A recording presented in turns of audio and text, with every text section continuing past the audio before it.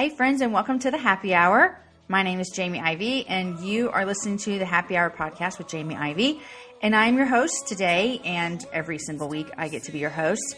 And I'm so glad you're here. If this is your first time to join me on the Happy Hour, welcome. I think you're going to really like it.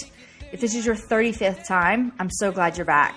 The Happy Hour podcast really is just a conversation between two women about the little things and the big things, the lighthearted things and the heavy things. It's exactly the kind of conversation you would have if you and a girlfriend went out for drinks. And so that's what we're doing here. Today, the guest on my show is my friend Melanie Shankle. And Melanie, you might know her best from her blog, which is called the Big Mama Blog. And she's been blogging for years, but she's also an author. And she just released her third book this week. Her newest book is called Nobody's Cuter Than You, and I've read it, and I tell her this in the podcast, but it's my favorite of her three, if I could have a favorite. It's all about friendship, and it was so good. It was such a great reminder to me of how important our friends are to us, and you're going to love it. And she's graciously giving away 3 copies to listeners, so super easy to listen. I'll tell you about how to do that at the end. I also want to let you know, those of you that have been around for long, you know that I am a complete amateur with podcasting. I absolutely love this gig. It's my most favorite thing I've ever done. I love chatting with amazing people and then letting you join our conversation every week. But let me tell you, I'm still learning. I feel like I say that at the beginning of every show, but it's true. You're going to hear some technical stuff this week. I was recording a little bit further away from my wireless router. Whatever that means, I have no idea. But anyhow, it kept cutting out. And I tried to fix it as best as I could, but you will know when it happens. And so I apologize. It happened a lot. So if you only think it happened a little, then I fixed some of them and you couldn't tell. Anyhow, deal with me for that. Guys, I'd love to hear from you. If you're listening to the show and you're like, oh, I want to chime into this conversation, send me a tweet. My Twitter is @Jamie_Ivey, and that's Ivey. And Melanie would love to hear from you too. She's at Big Mama, MAMA. Send us a tweet. Let us know what you think.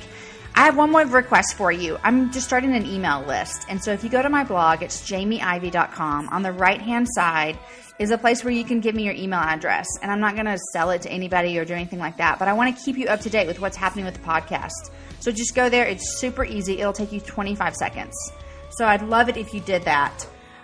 Guys, if you haven't subscribed to the podcast, you can do that in iTunes. It is super, super easy. And when you do that, you get a new episode every time it comes out. So it's super easy. And I also want to say thank you to those of you that are leaving ratings over there and reviews. I say it all the time, but those aren't just for me to feel good about myself, but those actually help more people find the happy hour. And we want more people at our happy hour. So I want to say thank you to someone that left a review over on iTunes. It's jcarter05. Don't know who that is, but they said this. I've been listening to the Happy Hour from day one, and it is getting better and better. Jamie has some awesome friends with life-changing stories. Jamie herself is such a great source of encouragement, too. Their discussions are full of faith, laughter, and sprinkled with pop culture, which I love. I've loved the episodes about adoption and foster care. The Hour with Asher of Still Hope is one I keep thinking about as I go throughout my day.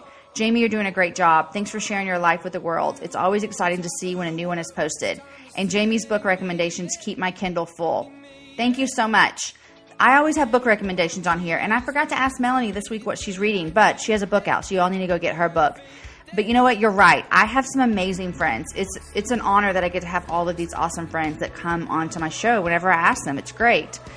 Okay, one more comment from someone, Megs Burke. She said, okay, so I'm a mama of 3, currently living overseas, and I'm loving listening to these in some of my downtime. It can be hard to receive the encouragement I was used to getting via small groups and play groups and church while we were in the States, now that we're living in a country where none of that is available. This has been just what I needed to hear, truth and feel encouraged in my faith, marriage, and motherhood. Thank you, and it's fun to feel caught up on some current events that I miss over on this side of the world, too. Guys, thanks so much. I'm so glad that you were listening, and thanks for leaving those comments. Today on the show was super fun with Melanie. We talked about some crazy things our kids have said about sex. A couple of the shows we're watching, we talk about her book a whole lot. We talk about friendships. We talk about her friend Jen, who's struggling with cancer, and all the ways technology has screwed us up. And that was officially the longest intro ever. I had to restart the song. And some of you asked about that song. It's by my friend Matthew Brew in a band called Homestead. Check them out. They have really good stuff. But anyhow, that was the longest intro ever. I'm sorry. I asked you to tweet. I asked you to sign my email list. I asked you to do a lot of stuff. But now I'm asking you to sit back and enjoy Melanie and I's conversation. Thanks, guys. Here's Melanie.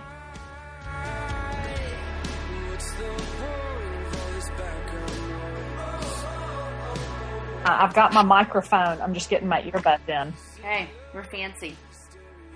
We are very fancy. Listen, if I've learned nothing over the years, at least I know how to podcast since Sophie and I have done it. You know, it, you and Sophie's podcast is what made me think, and this is a compliment, okay? This is not anything bad, but I was like, if they can do this, I can do this. Listen, that's the truest thing you've ever said, Jake.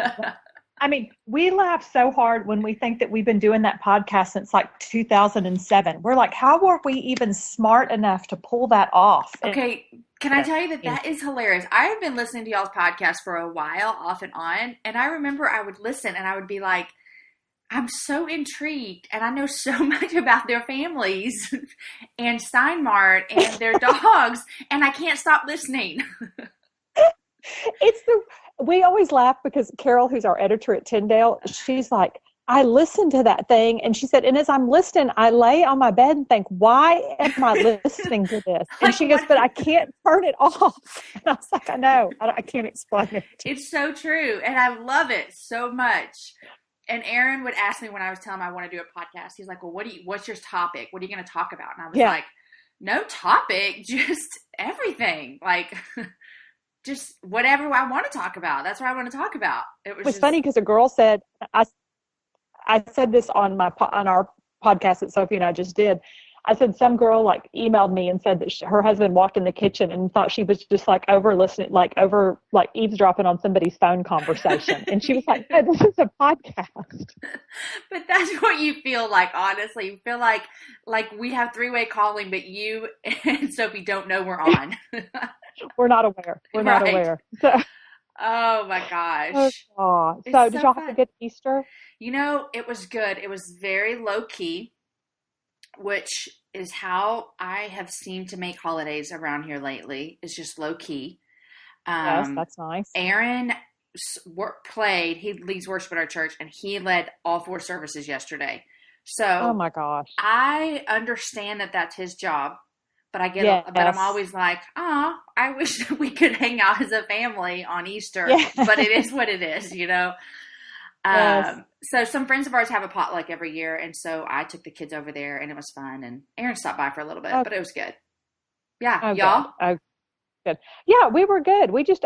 Easter to me is always pretty low key, you know, like and I enjoy it because of that. Like we just went to church and came back and my family came over and I did like brunch, but I did like that I'd made the night before, you know, so it was like that easy, put stuff in the oven, the kids hunted eggs. It was easy. Perfect. So, it was good. Yeah. And I saw that you were doing like I was on Saturday, like getting clothes together. Oh yeah. I'm trying to, I was in a panic. Caroline is she doesn't want to wear dresses at all. Like will not wear a dress, but we've got this like mother-daughter tea thing coming up. And then with Easter, I was like, I didn't care if she wore a dress for Easter, but I was like, you're going to have one for this tea. Mm-hmm. And it's just stressful. So, but we got it together. And everybody wore. She did it. Yeah. And she liked it. It was that, you know, she's at that hard age where it's like, she doesn't want to look like a little girl, but she can't really look like a teenager yet either. So, and you don't want her to. No, And she's tricky because she still looks so much like a little girl, but she's 11, so she could wear like a size 10 at Gap kids, but she doesn't want to wear, you know, she didn't want to wear the same thing a second grader's wearing. For sure. It's hard, but it's hard to find her stuff, you know. I didn't realize she's the same age as my oldest. My oldest is 11. It's a boy. Oh, okay. Yeah. Is he 6th grade? No, next year. She's 6th grade. Okay. Yeah, she's 6th grade, but she's young because her birthday's August. So really, she is young. Yeah. Yeah, she's a baby. But you're in the middle school. Oh yeah, we're in middle school. See, we're middle school. I am not ready for middle school, but I tell you what, I get 3 boys first. I'm not ready for girl middle school. Yes. It scares me. It was like I could have nightmares and start twitching when I think about me in middle school, and so I'm not ready for it. I know. Has she adjusted well? She really has. Like, and it's a really good middle school. Like we live in Alamo Heights. So like, it's a really good school district and really good schools. And so I think that helps, but, she really has adjusted, but she is enough like Perry, which this is going to be her saving grace. If she really does not care what people think about her. Oh, praise the Lord. I know. And I pray every day that continues because it's so foreign for me that like she doesn't care because I cared so much, you know, it's weird for me that she kind of just goes with the flow, and she's got a sweet, cute little group of friends, and like, she's not worried about being super popular, and she's not really worried about what the cool kids are doing. She's just kind of content in her own little thing. So, and that's how we should be in middle school, for the love, you know? yes, yes, I yeah. love it. Like, and you know, you read all these articles and it's so true. It really never works out for the kids that are the super cool kids in middle school, you know, No. because you're doing too much way too soon, you know? Thankful for Facebook, we can look back at some of the people that we thought were it. And we have evidence that, oh my gosh, that sounded so mean, but you know what I So mean? it's just kind of, yeah. Yeah. Yeah, yeah, no, that you look back and go, oh, that didn't really work out so well. Right. Like, he was super cool, but like now he works at Whataburger or whatever, you know? Exactly. So. Okay, yeah. You don't want to peak in 7th grade. No, it's not the time to peak. That's so good. That should go on a wall in all of our kids' rooms. Stay clear of the kids that peak too early. That's it. Do not peak in 7th grade. It's oh my gosh. So, that's so funny. Well, has she had the sex talk at school yet? Oh yes. Oh yeah. That happened like last week. Year? Oh, okay. We did it this year in 5th grade. Yeah, they did. Well, they did 1 in 4th grade, and like every year they learn a little bit more. Like 1 in 4th grade, 1 in 5th grade, and then 6th grade was like the heavy hitting. Yeah. It was hardcore. I mean, like, she came home with like, and all of a sudden she seems to know everything. Like, she's like, you know, I know what a lesbian is. I know, you know, she knows all this stuff all of a sudden. She was like, they were saying some girl at school was pregnant, and like, and you know, up till now I had taught her that pregnant was something you could only get when you were married because that's the only time you would have sex. Right. So then this is like life altering what just happened. Yeah. Yes. She said her health teacher said something about, she said that sex is something we're going to want to do like a lot of times. And I was like, well, thank you, health teacher. Well, that is true. I was preferring that you just believed it was something your daddy and I did once. One but time. But that's okay. Oh my gosh, we have talked about sex with our kids since a young age, and Caden just had like a big talk. So a couple weeks ago, it was like a dinner conversation, which was a little awkward because we have a 1st grader. So we're talking about age appropriate stuff, and one of my sons looks at me and he's like, "So this is around the dinner table, everybody present." He said, "So Mom, like, how often do you and Dad do that sexting stuff?" And I looked at Aaron and we just nearly died. And I was like, you know, that it's really none of your business how often we do the sexting stuff. But we'll just keep it at that. Yeah, let's just leave that alone. Oh, and you know, my boys still, when we talk about, they look at me and say, that is so disgusting. I will never do that. And I say, that's great. You don't ever have to. Yeah. I mean, that's... Because eventually you're going to change your mind. But that's her youngest son, Will, is in 4th grade, and he just watched the deal, and he came home and he said, so he was asking all kinds of questions when I get married. And he said, so like, when I get married, like, I'll just walk up to like my wife and be like, hey, you want me to put my penis in your vagina? She was like, well, hopefully you'll have more game than that. But yes, I guess that works too. Let us know how that works out for your wife. My gosh. Let's hope some better skills between now and then, but sure. Oh, gracious. I know. That is so funny. The funny thing is after 20 years of marriage or so, that conversation might happen in your house. That could be just about it. I was telling Perry that, and he goes, I don't see the problem. Right. He's like, just cut to the chase. What's the big deal? We don't have all night. Exactly. He said, we figure it out. Is this happening before Mad Men or after? What's the story? That is a good thing to figure out for sure. Yeah, you got to time it. It's all about the timing. Oh my gosh. Speaking of Mad Men, are y'all still watching that show? Yes, I still am watching it. And I kind of last night, do you watch? Okay, so what season are you in? It is, I'm on the final season, so I guess it's season 7. Okay, so I think Aaron and I made it to like season 3 or 4, and I don't know what happened. No reason I can think of. We just kind of quit watching. I don't know what happened. Maybe we ran out of Netflix time. I don't know. Yeah. But I always wonder, is it worth getting back into? I have like a love-hate relationship with it because I felt like it's so dark, like Yes. it's so dark. And I think it's hard for me because I'm not a dark person. And so I keep wanting everybody to have a happy ending, like I keep wanting Don Draper, he's going to have redemption. And last night's episode was like, oh, he's as bad as he's ever been. And so part of me doesn't know why I keep watching it, but yet I can't quit watching it. I was always so mad at Don. I would, the show would end and I'd be like, I hate him. Yeah. He made me so mad. Yeah. It's just, yeah. It's part of me is like, God, this just, I don't know, but I keep watching it. But I think there's so much of it that I love. Like I love so many of the characters and I love seeing what they wear and I love those times and, and now they're in 1970. So it really feels like I'm watching like my childhood a little bit, like the styles and the houses and I don't know. So, but it's not one that I feel like I can tell people you've got to watch Mad Men. You're just kind of on the finish lap now. You're going to finish it.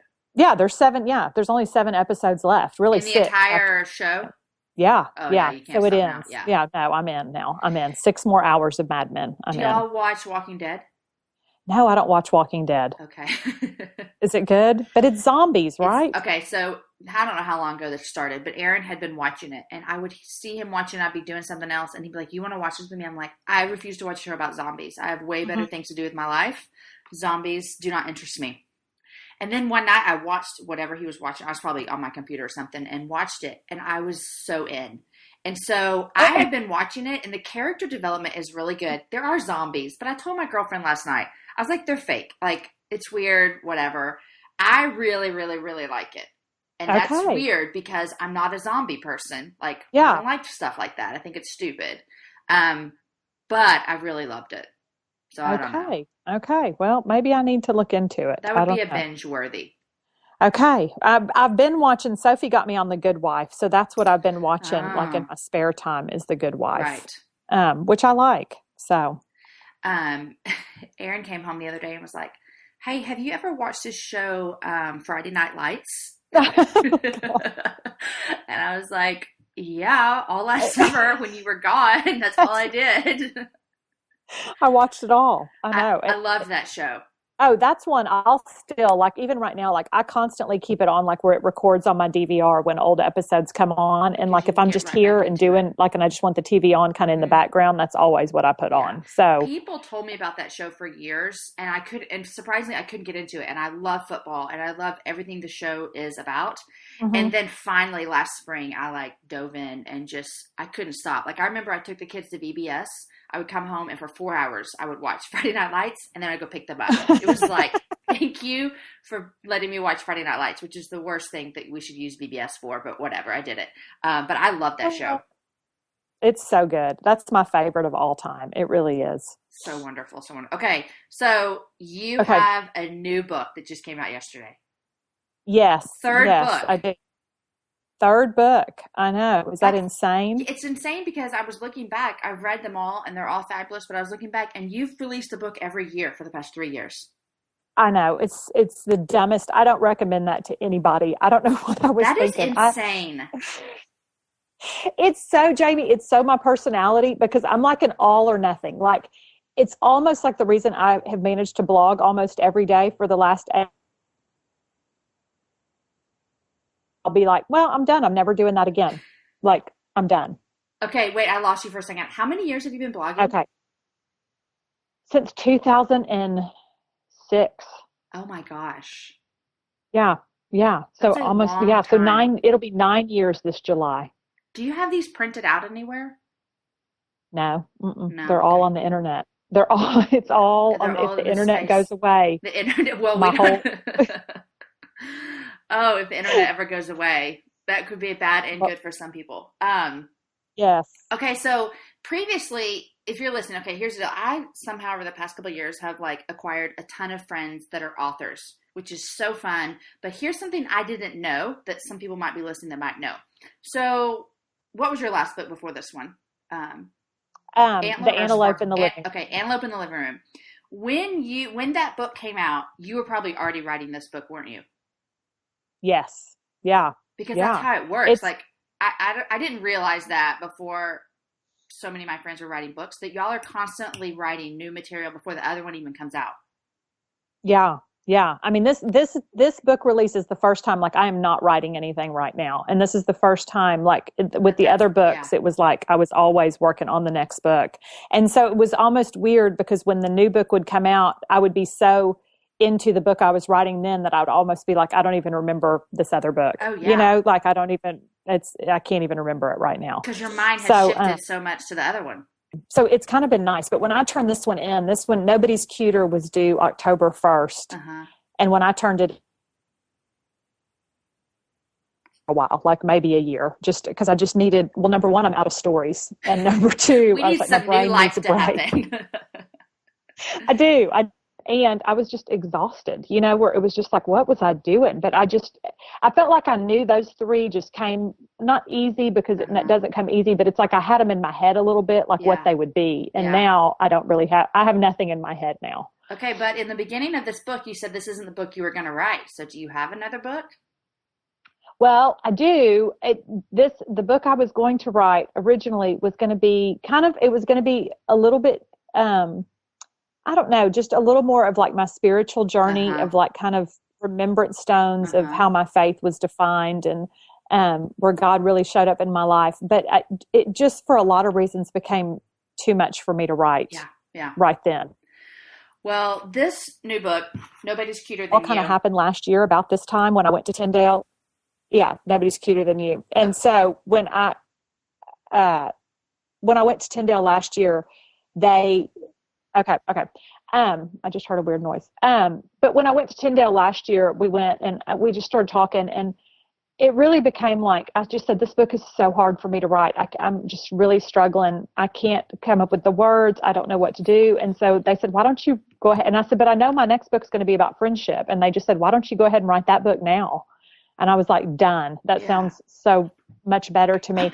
And it's really sweet how God did that. Like, I mean, I'm going to say it was no coincidence, but it was sweet how God did that because it's so timely for me personally that this book has come out now and that I ended up writing it when I did, that it's really sweet how that all happened. And he let that fall into place when I didn't even know what life was going to look like by the time this book came out, if that makes sense. It makes sense. So, yeah, it makes sense for sure.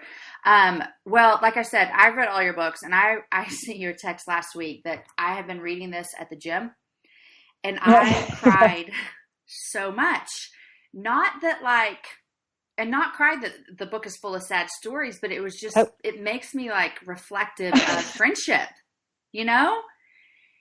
And I would find myself reading a chapter and like wiping tears away on the treadmill and was thoroughly embarrassed, but it was so good for me to read. So I loved it, Melanie. And I'll say that it's my favorite of your three. So. Oh, thank you so much. Thank you so much. I have to say, like, if I have a favorite, I mean, each one means something to me because they're my books, but this one is my personal favorite, I have to say. It's so good. And I'm not just saying that because it's just coming out. Yeah, no, it is. And I was reading it and I was like, oh my gosh, we have so much in common. Let me tell you what we have in common. Number one, when you talk about school, you didn't, you were very clear that college was not like the best educational thing for you, that you were there more for like, going to baseball games and hanging out with your friends, right? For sure. Okay. Oh yeah. I thought that's why I was there. Yeah. So that was me. And it took you 5 years to graduate? Oh yeah. 5 years. Me 6. 5 years. So oh, good for you. I was on the same wish plan. It would have taken me 6. Baseball. You were on, what do y'all call yourself at the Aggies? The Diamond Darlings? Diamond Darlings. Yeah. Okay. We were Diamond Darlings. If there would have been such a thing where I was at school, I would have been that. But let me tell you the difference between you and I. I love baseball. I still love baseball so much, and I've always loved baseball. But the reason I've always loved baseball is because Aaron, my husband, is the first guy I ever dated that did not play baseball. So I was like one of those girls in college, which you can just use whatever you want to think, and I don't care. Like I'm not proud of everything I've did in my life, but there you go. So I loved the baseball game as well. So I loved your stories about being a little diamond darling. Oh yeah, we loved. I mean, listen, I thought there was no greater achievement in my life than being a Diamond Darling at that point. Like that was the end all be all to me. I mean, I can't imagine. When I was in high school, my senior year, I tried out to be the mascot, which I don't really like to share that tidbit of information that much, but here we go.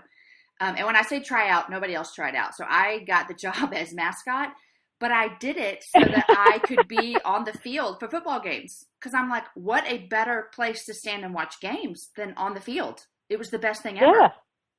And all the time, exactly. the little cheerleading lady in charge of us would be like, Jamie, you need to come over here. You're supposed to be doing cheers with these girls. And I was like, I don't know. I'm not a cheerleader. I just want to watch the game. Is that okay?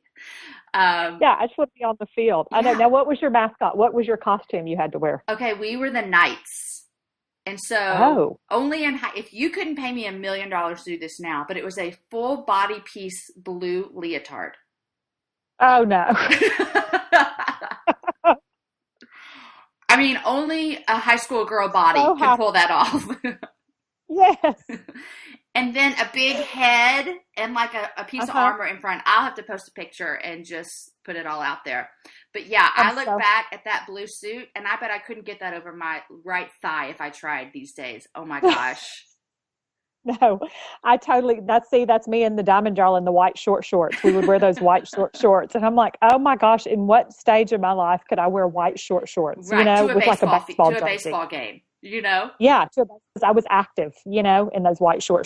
Oh, it's the best. It really is. Okay, so you talked about in your book, and this has been my pressing question that I wanted to ask you since I finished it, and you just kind of hit on a little bit when you said how special this book came out in a time like this. You talk about one of your best friends in here, Jen. Yeah. And in the book, you talk about her getting diagnosed with cancer. And then you even say towards the end, like, as I'm writing this, she doesn't have the best news. So this was finished in October. So how is Jen now? Jen is not great. We found out it was in December. We found out her cancer was essentially, I guess you say, in remission for about, I guess she had a year is what she had. And so when I was writing the book, we thought we were clear and she was doing well. And I turned the book in October, and then in December, it was the first weekend in December, we got a text and she had gone into the hospital because she was having pain, and they found out that it was in her bones and in her lungs and everywhere essentially. And she at that point went to MD Anderson in Houston, and they were able to put her on. She got on this clinical trial, this really cool clinical trial that was actually working. But in the meantime, she's now been diagnosed with another type of cancer, breast cancer. Which is a whole different cancer. And so they've had to take her off the clinical trial, and that she just started chemo again. They're going to try another round of chemo next week. Okay. I mean, no, she started it last week. And so this will be her second week of chemo. So she, and the truth is, and Jen would say this, is, I mean, they're at this point, they're trying to give her more time. I mean, nothing is going to, short of a miracle and God deciding to heal her. But Jen is, and I talk about this a lot in the book, she is so pivotal and has been so pivotal in my spiritual growth and in encouraging me that I can't even explain it without, I'll just break down and cry. But like for her, like the amount of faith that she walks through this. And Jen is leaving. She didn't get married until, and I talk about this in the book, she didn't get married until she was 39. She has a little boy that's about to be 4. And so it's been so bittersweet for me to see that, like, her life, she finally kind of had this husband and her little boy, and now she's fighting cancer and has been since her little boy was 9 months old. And, but the amount of faith that she has just blows me away. Like, she is, and she'll say, it's not me, it's God. This is only from God. This is because of him. But she brought me home in this. And she said, I'm okay with that. It's not what I would have wanted, but she, and she wouldn't mind me sharing this, but it was so cool because she, a lady from her church kind of gifted her with her birthday with this incredible trip to Cabo San Lucas with some other girls. And they all went to this trip to Cabo, and she said everything was just so above and beyond. Like, it was just, she said she doesn't travel like we travel, like it was whole, like, top of the line. everything. And she said she just had this moment on this trip where like everything was more incredible than the next thing. And she would like, so they were all just screaming and like going nuts at just how unbelievable it was.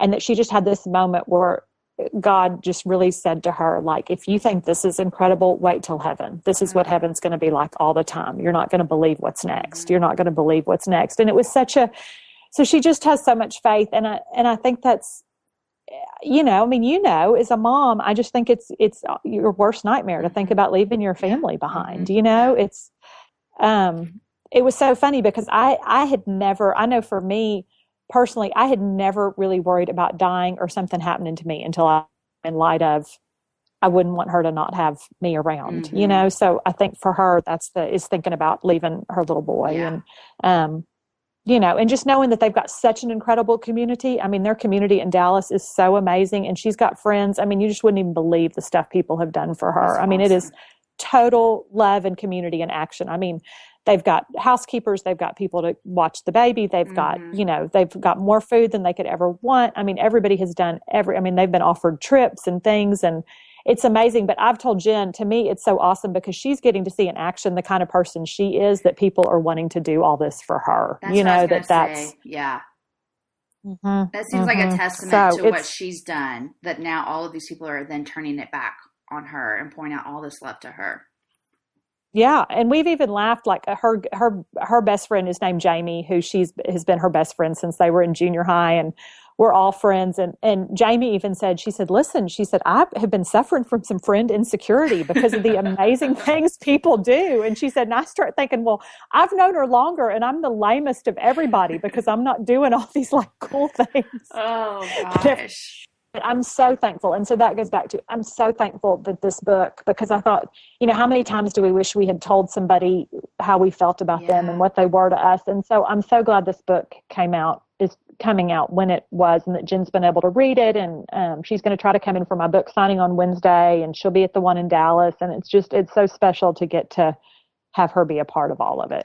That's really great. And I think that's one of the things I love so much about the book as well, is just the realness of it, that there's so much and this is how our lives are. There was so much funny stories that you told and life that we can all relate to, but there was also a real heartache and struggle that you talked about walking through with your friend. And I appreciated that, because I was the odds that this will happen to everyone that's listening and me and my friend circle are pretty great, Yeah. So it just was a real appreciative thing for me to read, to watch you journey through that. And in the book, I even felt like I even sensed Jen's faith through just what you wrote. I mean, it was crazy. So I loved it so much. But so I wanted to update on that. And so people will, when you read the book, you'll know who we're talking about for sure.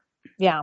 That's where women friends, because I don't know if you saw, there was a blog post, and gosh, now I'm off the top of my head, I can't remember who wrote it, but it was on Facebook last week, and a friend linked to it for me, and I went and read it. But it was about this woman who's in this Bible study group of 12 women, but she has chronic pain or something, but how all of her friends one day, she couldn't make it to Bible study, but instead her friends showed up at her house and cleaned her house and did her laundry and put meals in the fridge. And I'm like, that's what women do for each other, and I think that's why it's so important that we have that in our lives, because we're all going to have a time that we're going to need that, and that we're going to need to be that for somebody, And I was really not that you wrote a book that you wanted to convict people by any means, but I was really thinking through it all. I was and I think, I don't know if you talk about this in here, I can't remember, about how technology is so prevalent today that a lot of times my conversations with some of my girlfriends are via text.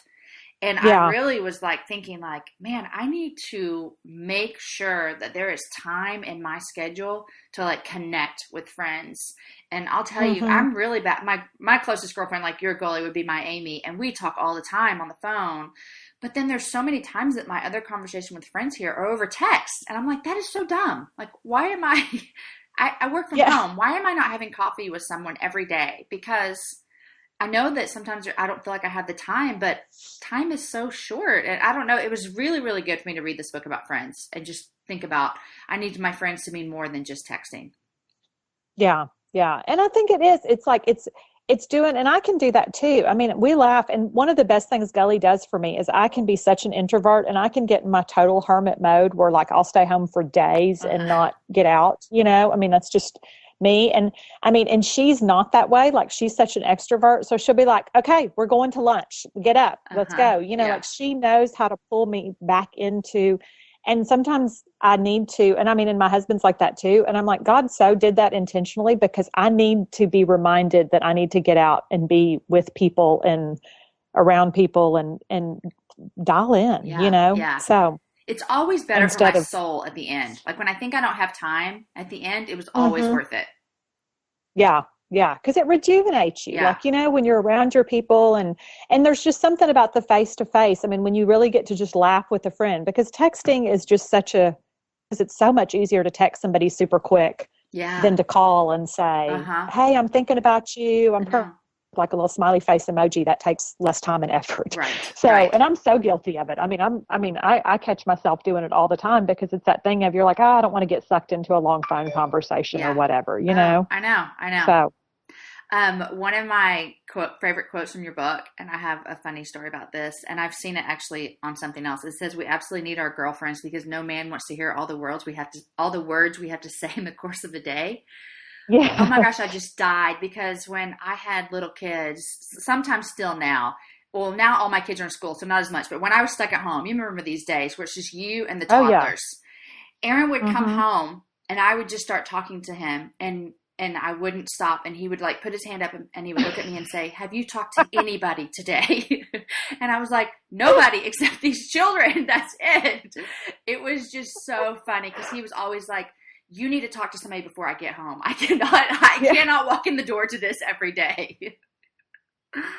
Oh, because sometimes they don't need to hear all of the things that we feel like someone needs to know.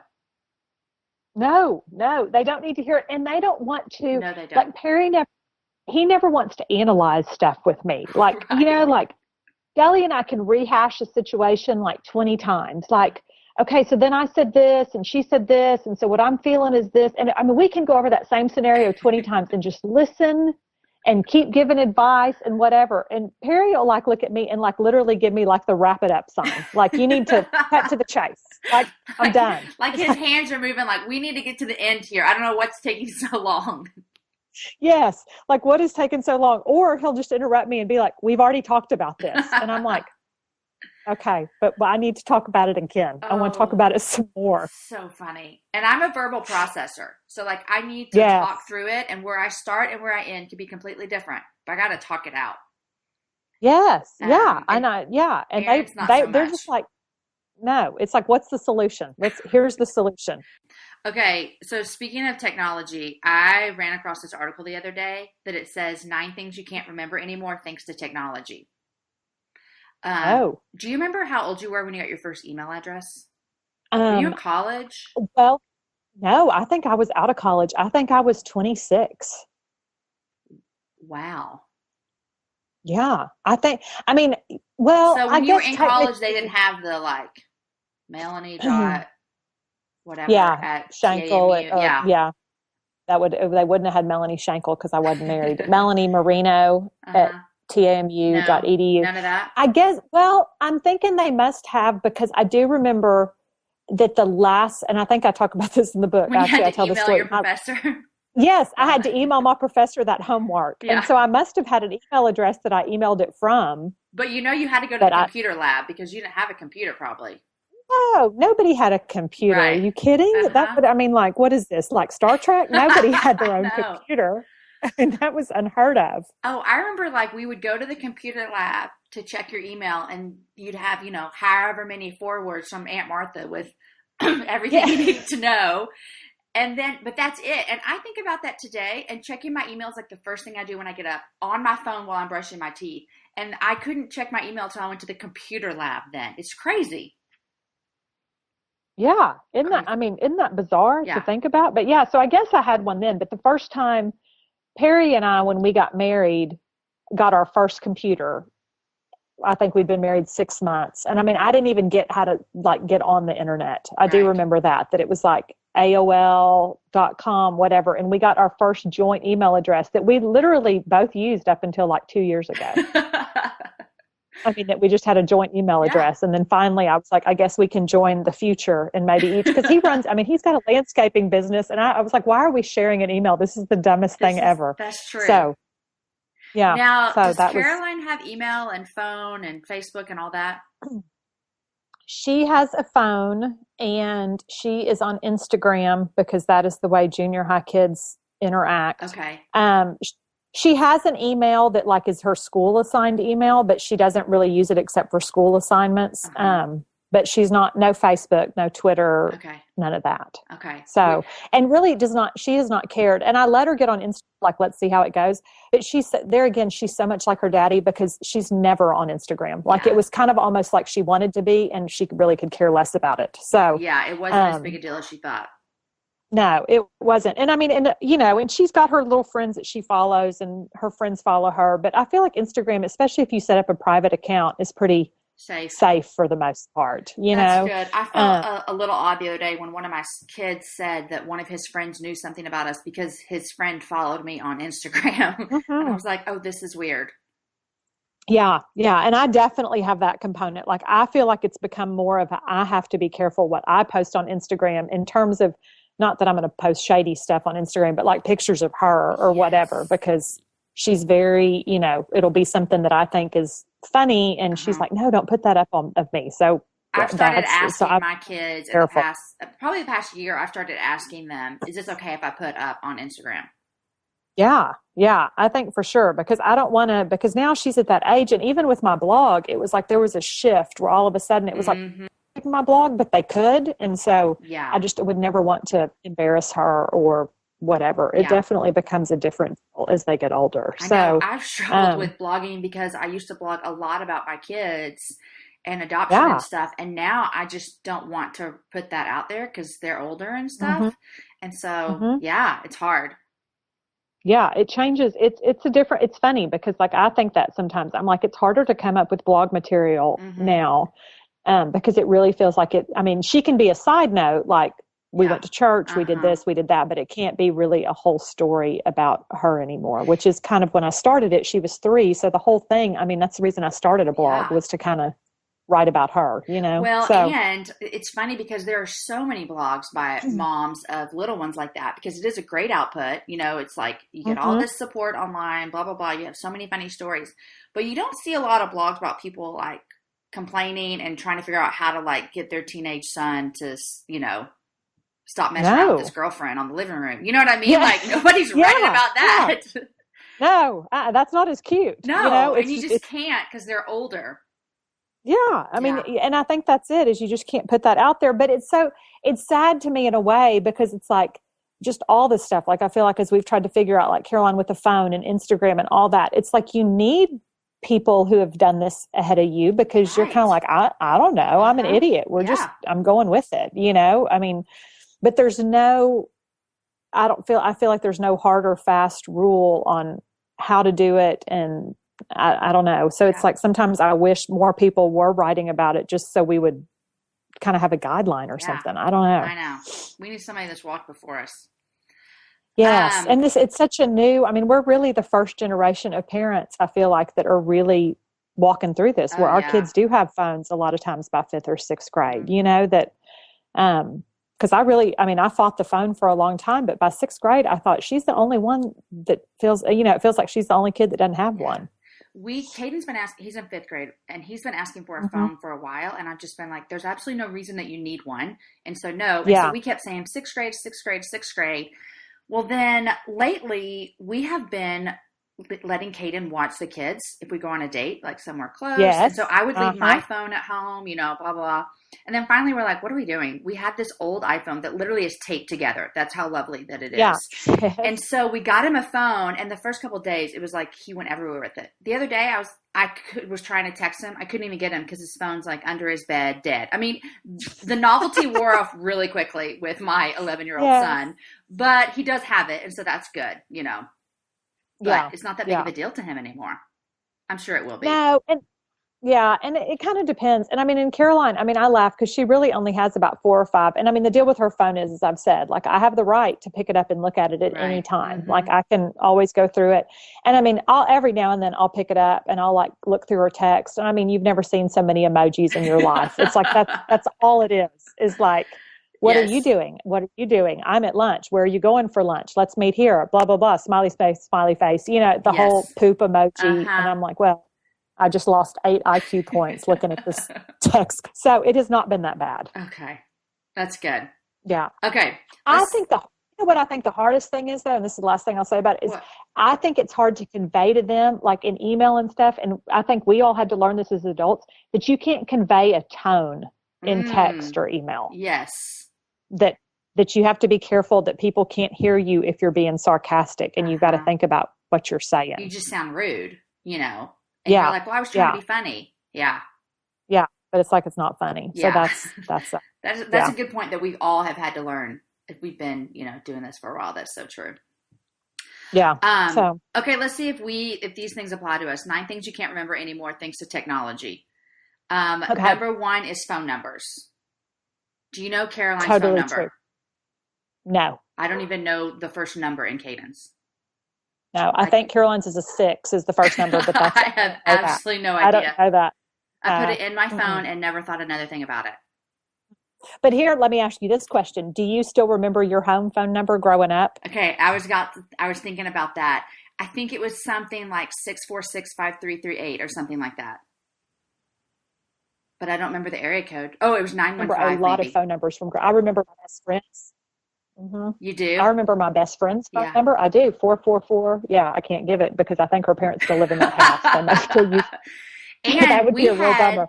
like one phone in the hallway, and it was in one of those old houses where it had like the cutout in the wall. We had and the that same phone thing. sat in there, Yes. and it had a little drawer for the phone book. Yes, that's right. Yeah. That's right. And you had your big paper phone book. Yes, and my parents finally got a phone that had a really long cord, and I could take the phone into my bedroom and talk on it, and then bring it back. Yeah. Yeah. I remember that was, and I remember I used to beg for my own phone line. That's what I wanted. I wanted my own phone number and I never got it. You didn't. My parents did that for some reason. We had 2 stories, so it would have been really difficult, for me to walk downstairs and get a phone. And so they put a phone line upstairs, and my brother and I had our own phone. I don't really know what the point of that was, but I think it just led to more trouble, but Yeah, but it sounded like a good idea. Yeah. Okay, another thing that they said that technology has helped us forget is birthdays.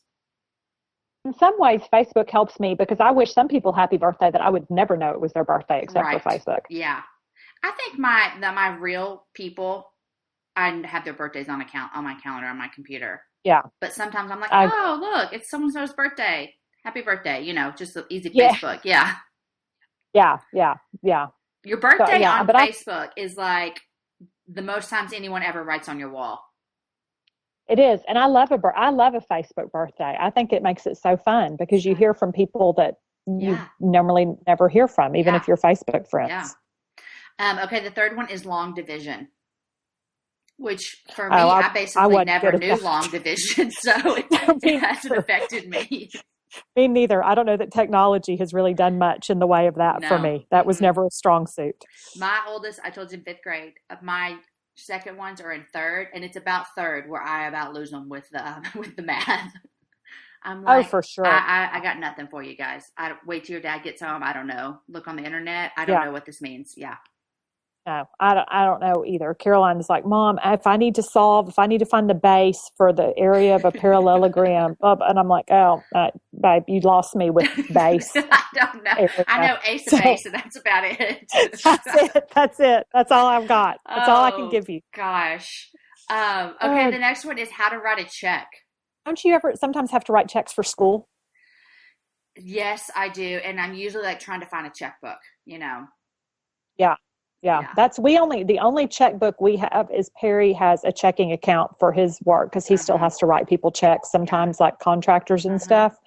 So if I have to write a check to the PTO, it's always a business check because we do not have personal checks anymore. Oh, you don't even have any. See, that's great. No, we don't even do because I pay all our bills online. Yeah, that's what Aaron does. And I even in the past couple of months have switched to because the only thing we were writing checks for was babysitters. And I was like always looking for a checkbook for the love. And so now I just PayPal them, and it's so much better. Oh, that's brilliant. I hadn't even thought about that. Uh-huh. So okay. it's PayPal great. them. Mm-hmm. Okay. The other thing is how to write in cursive. Do they teach cursive at Caroline School? Yeah, they taught it but don't you remember that when we were in school, you basically spent your whole third grade year or something learning cursive? Oh, you had a whole class. Yes. Yeah. And you had like your big chief tablet and you learned how to I think it was like 2 weeks in the third grade. She spent learning to write cursive and then they're done. And like, she never, like, I think she can sign her name, but like, and some of it, I wonder if it's her personality too, because I was the kind of girl that like I practiced writing my name 100 times, yeah. Oh yeah, the bubble letters, and like if I wanted to have a curly M or all that stuff. You can do a lot with an M, so that was good for you. Yeah, it was good, and like I would kind of do like and I would buy the calligraphy pens and all that. Like she takes no pride in her handwriting. It's the handwriting of a serial killer. It's the worst. And I keep telling her, but this is what I think is interesting. Since like third grade, I've kept telling her, babe, there's going to come a day in school when teachers are going to knock off points because this is so messy. But that day hasn't come yet. And so it's like she doesn't believe me. So she doesn't have any incentive to write neater. And it drives me crazy. You know what? And I'm thinking soon stuff's going to be online. Emailing projects in, all kinds of stuff. I remember learning cursive, and the teacher's handwriting was like meticulously wonderful. I mean, it was like she created cursive. It was so beautiful, and everything had to be exactly perfect, and I could never measure up. And so I just remember cursive being so hard. Okay, the next one is giving directions. That's probably never a strong suit of mine. It is a strong suit or not? No, it's not. No, it never was. Well, and now we just we'll type it in your phone. I don't know how to get there. Like, just put it in your phone. Yeah. And I get so like just used to my phone that it'll be like a kid's house that Caden's at that he's been there like 4 times. And I'll have to text and be like, can you give me your address one more time? Because I just follow my phone. Like I don't ever remember how to get there. I just do what my phone tells me to do. Mm-hmm. Yeah. Mm-hmm. Yeah, I agree. I don't pay, but I love it that I don't have to worry about how to get anywhere. Yeah, it's just there.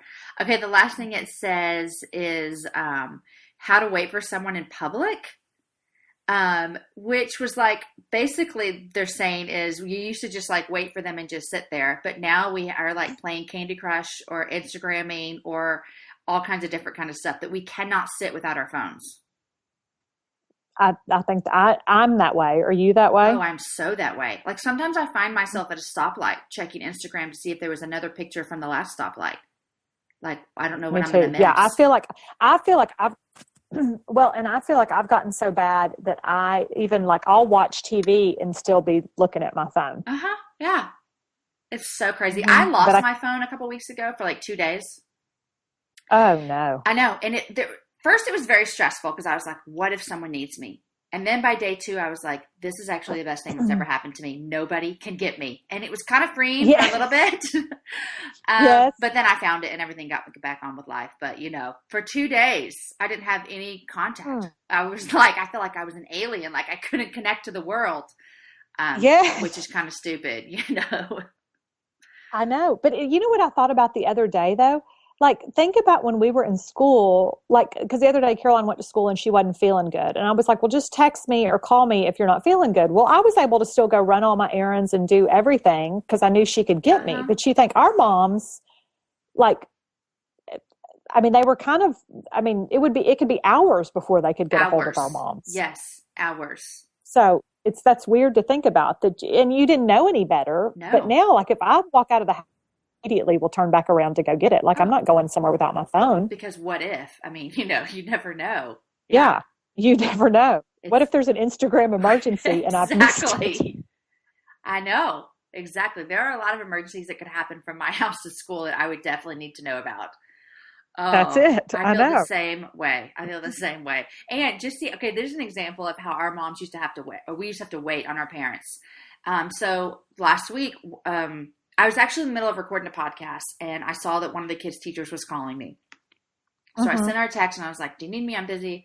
And she said, a kid is sick, whatever, you need to come get him. And I was like, okay, I'm in a meeting. I said meeting because as if they're going to understand, like, hey, I'm recording a podcast. I'm kind of busy here. Podcast.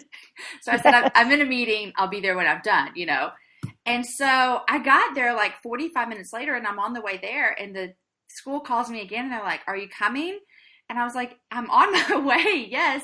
But it made me think that, like, had that been me, if my mom, she didn't have a phone with her, I would have to sit in the office till the end of the school if she was out running errands, you know? It's just crazy how everything, you can be contact, you can be found. And if I'm trying to get a hold of someone and they're not texting me back, I'm like, what are they doing? Are they not getting my text? Yeah.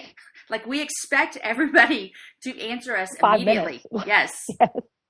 Oh, it's so funny. I have a girlfriend who her kids play with her phone a lot. And so I'll text her and, like, I won't hear back from her. And I'll text her again. I'll be like, she's ignoring me. And then I'm like, oh no, her kids have her phone. So then I have to call. So you have to call and I have to make that interaction. It's so funny. Yeah. It's created a whole different world. It has. Okay, Melanie, our time's up. Oh, Jamie, it was so fun. Wasn't that so fun? It didn't feel like it didn't feel like an hour for sure. Okay. No, it did not. Okay, so I'm going to tell everyone, first of all, where they can find you. What is your blog? It is thebigmamablog.com. Which you've told the story in maybe your first book or something. Where did the name for your blog come from? It came when I started the blog the night that I sat there on July 5th, 2006, thinking I'm going to start a blog. I don't know what to name it. Caroline was not quite 3. And so I was trying to potty train her. We were trying to get rid of her pacifier, which I know it should have been earlier than that, but whatever. Whatever. She's 11 and she made it. Listen, if I would have known she was going to give up naps, she might still have her pacifier. Right. But I was telling her at that time, you know, you're just that constant, like, you're a big girl now. We go in the big girl potty. We sleep in our big girl bed. We do our big girl stuff. And so she went through this phase where she was calling me Big Mama all the time. Cause I think big to her was like a huge compliment. Yeah. And so I called the blog Big Mama, thinking, of course, you never think that someday maybe you'll write books that say author of the Big Mama blog. Otherwise, I would have chosen a different name. That is so but funny. It's too late now. You when you started it, you thought, you know, like, my 4 friends will read it, and now, you know, a huge blog and 3 books later. Yeah, I'm going to send this to my parents, and that's it. You know, you don't think, like, Big Mama is going to actually be a thing, or that someday you'll be somewhere and want to die now. But yes, I am. Are you the Big Mama? Yes. It's me. That's me. Oh, that's so funny. I think that was just God keeping you humble all these years, right? Yes, that's what it is. Because I can't lose it. I mean, you can't all of a sudden be like, well, I'm not going to be called Big Mama anymore, because it's been almost, you know, it's been a long time. Yeah. So, and I will Big tell Mama you this, I Googled Big Mama the other day, looking for your blog. And what is that movie that comes up? With Martin. Something Lawrence, like that. Yes. Yeah. Big Mama's House. Big Mama's House. That's what it was. Something like that. I died laughing because I was like, this is hilarious. And I'm sure Melanie loves this. Yeah. Well, there's some, and you notice that, like, my website is thebigmamablog.com, because I started off on like a blog spot. But if you go to just like, and I don't recommend it, that you go to just like bigmama.com or something, you don't want to go there. Okay. I'm just going to say, because Perry told our sweet neighbors across the street years ago, he was like, Melanie has a blog. And they were like, what is it? And he's like, it's like bigmama.com. And like the next day I saw that sweet neighbor outside, and he said, listen, I went to that website and I'm pretty sure that isn't your blog. Oh, that is so funny. Oh, we need to make sure we get it right. So, the Big Mama. The Big Mama blog. Mama is MAMA too. So funny. So that also. Yeah, so there you have it. Okay, so you have 3 books. Yeah. Your first one was Sparkly Green Earrings. Yes. And it's about your motherhood journey. Yes. And the next one was The Antelope in the Living Room, about marriage. Yep. And then just came out yesterday, Nobody's Cuter Than You, about friendships. So those are your 3 books. I'm a fan, Melanie, of everything you write. Cracks me up. And this one actually made me cry. Okay, so can we give away some books? Yeah, I've got 3 books to give away. Perfect. So you decide how you want to give them away. Perfect. All you got to do is go to jamieivey.com, leave a comment, anything that we talked about. If you have advice for us on how to raise our teenagers, we'd love to hear it. Please. Our oldest is 11, so we need 11 to 18. We need your best words of wisdom right there. Yes. Amen. No, for real, just leave any kind of comment, jamieivey.com, and we'll pick a winner in a week. So, yay, 3 books. Awesome. Yay. Okay. Cool. Melanie, thank you so much. Have fun with all your book Jamie, releases. thank you. I will. Thank you so much for having me. This was super fun. And next time you're in Austin, we'll grab lunch or dinner or drinks or something. For sure. All of the above. Yes. All of the above next time. All of the above. Yeah. Okay. Thanks, Melanie. Okay. Talk to you later. Bye. Guys, wasn't Melanie awesome? I literally laughed so hard when we recorded it. And then when I edited it, I laughed again. And I would call Aaron in from the other room and be like, you have to listen to this. And then he didn't think it was as funny as I did, of course. But I loved having Melanie on. She is such a wonderful person. And I hope that you go over to my blog, jamieivey.com. Super easy to enter. All you need to do is leave a comment, anything. And then we'll draw a winner in a week. And we'll send out some books of Nobody's Cuter Than You. Thanks a lot to Mackenzie. Mackenzie said, Jamie's Happy Hour has accompanied me through a move, a pregnancy, transitioning to be a mom of 2, starting a church plant, and 3 job changes for my husband. Dueler, that makes me tired, Mackenzie. So it's safe to say that I've been encouraged and challenged in various seasons of my life through this podcast. Jamie and her guests are both real and inspiring, which makes me feel like a normal gal can obey God in the big and small things. Also, I laugh out loud a lot. If you aren't subscribed, go for it. It's genuinely one of my favorite parts of each week. Mackenzie, thanks a lot, and that makes me really happy because that's what I want this show to be. I want it to be just normal women who are doing big things and small things, and we can show that anybody else can do that. Just like my friend Melanie wrote about in her book about being a great friend. I mean, that's what we all want. So thanks for that. Abby said, Jamie and her friends are such sweet encouragers. I love how the conversation flows just like it would if you were sitting with your girlfriends chatting away. They share their stories and their struggles with transparency and give light to hope. It's just the right balance between the hard and lighthearted things of real life. I always walk away feeling hopeful. I usually listen while I'm working away in the studio and I often find myself engaging, nodding, and laughing like I'm actually part of the conversation too. Thanks for cultivating a place of encouragement, Jamie. Thanks a lot, Abby. I really appreciate that comment, and I hope that that's what this podcast is. Guys, thanks for listening. Next week, I've got another great guest, Trisha Davis, and I promise eventually my husband is going to come on this show. We're going to do a podcast whenever we can be alone together with no children for an hour to record something. So we're going to do that. Anyhow, thanks a lot. Thanks for the comments. Go follow the Happy Hour podcast on iTunes. I have some great guests coming up in the next couple of weeks. There's one guest that's coming on that I'm a little giddy about. Actually, 2 guests coming on that I'm a little giddy about. And that is really exciting for me. So there you go. I'll let you figure out who they are. Again, if you're listening, you have any thoughts, questions, ideas, send me a tweet at Jamie_Ivey. I'd love to hear from you. Guys, have a great week. Enjoy your weekend. I hope the weather is awesome where you are, and I will see you next week.